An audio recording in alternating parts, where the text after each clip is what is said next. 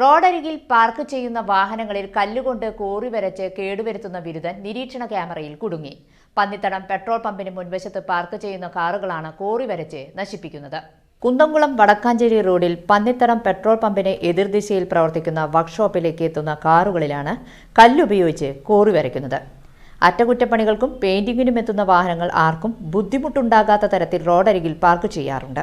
ഈ കാറുകളിലാണ് കോറലുകൾ വരുത്തുന്നത്. പൊറുതിമുട്ടിയ വർക്ക്ഷോപ്പ് ഉടമ നിരീക്ഷണ ക്യാമറ പരിശോധിച്ചപ്പോഴാണ് കോറി വരയ്ക്കുന്ന വ്യക്തിയെ കണ്ടെത്തിയത്.